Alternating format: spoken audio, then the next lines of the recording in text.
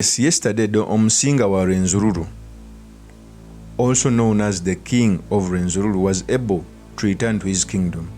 It was over 7 years without him going back to his kingdom. This came after the kingdom had a confrontation with the state.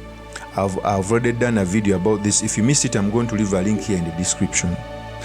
As the king of RWENZURURU returned to his kingdom, he made a brief interview before setting to RWENZURURU. So in this episode, I've come to talk about what he talked about, what he meant, what was behind the message of the king, and most importantly, what we can learn from the politics of our nation. But before I do this, I want to let you know that if you are new to this channel, please subscribe. And if you're watching this video from a different platform, please head on to YouTube, type in Sula Mawagali. There is a lot of content of this nature. If your politics and economics is what you want, this will be definitely the right channel for you to subscribe to.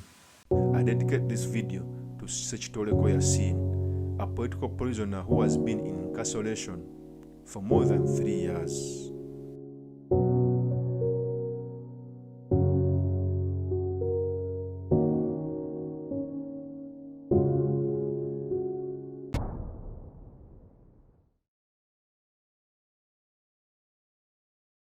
So yesterday the king of RWENZURURU returned to his kingdom.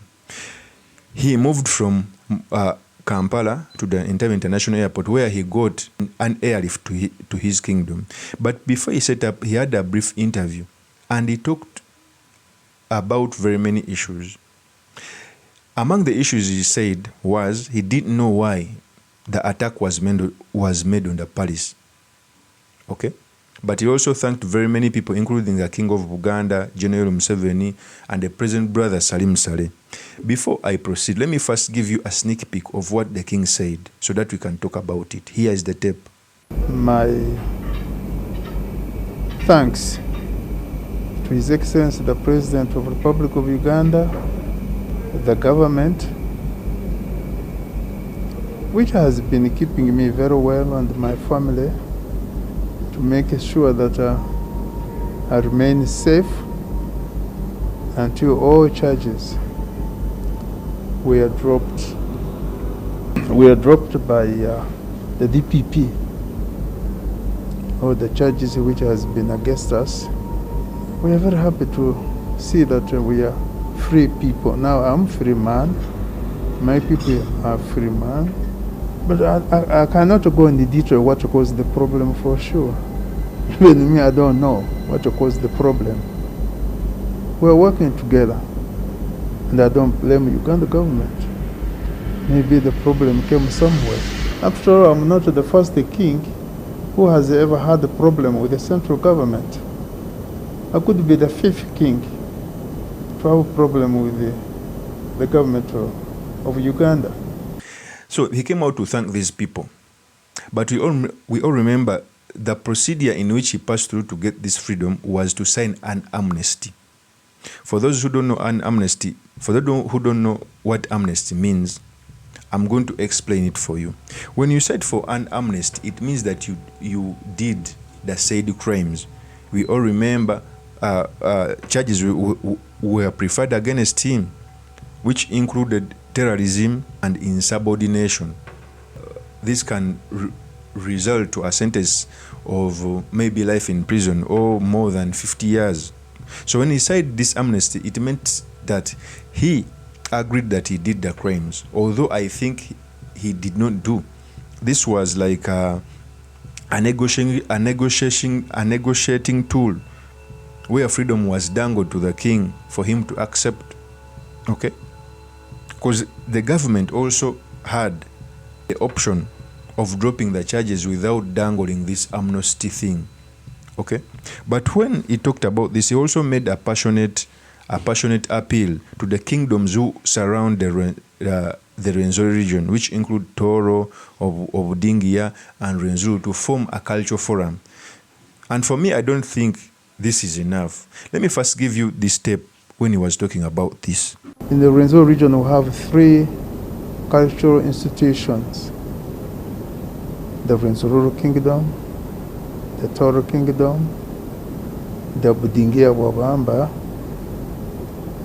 We like also to form I would like that three of us in the Rwenzururu sub-region to form a cultural leaders forum, whereby we can be having some meetings and solve some problems affecting our kingdoms together. So that is the tape when of Omusinga was talking about the kingdoms which are surrounding the Rwenzururu sub-region to form a cultural forum. But for me, I don't think that they should only form a forum with the kingdoms around the Rwenzururu region. A cultural forum must be formed by all cultural leaders around the country. Because I keep on telling people that the best political system you can have for this country is a federal system. For many years, Buganda has been the champion of fighting for federalism, not until other kingdoms also jumped on board. But they are not vocal as the Buganda kingdom. So for me, what I think, a cultural forum must be formed where kings can sit, where cultural leaders can sit and talk, so that they can have a bargaining power. Towards their people, but also towards government. We all know if these cultural institutions are empowered, they can even be stronger than the government if they come out with one voice. Because very many people don't see themselves as Ugandans first. They first see themselves as people of certain community before they identify themselves as Ugandans. There are some things which we may see as small, but yet they are big. Okay? When the police arrested Mumbere, the king of Rwenzururu, we saw what happened. People were killed. When the Kabaka of Uganda was barred from going to Bugere, we saw what happened. Okay? So, different communities see their cultural leaders as their representation before even they identify themselves as Ugandans. So I think a cultural forum must be formed not only for Rwenzururu, but for all cultural institutions around Uganda, so that they can have a bigger bargaining power on the body politic of our nation. Of course, that's my opinion. You can also tell me what you think by commenting on this video. Thank you very much for listening in. If this is your first time on this YouTube channel, I implore you to subscribe, like and comment so that I can be motivated to do more of such videos. Peace.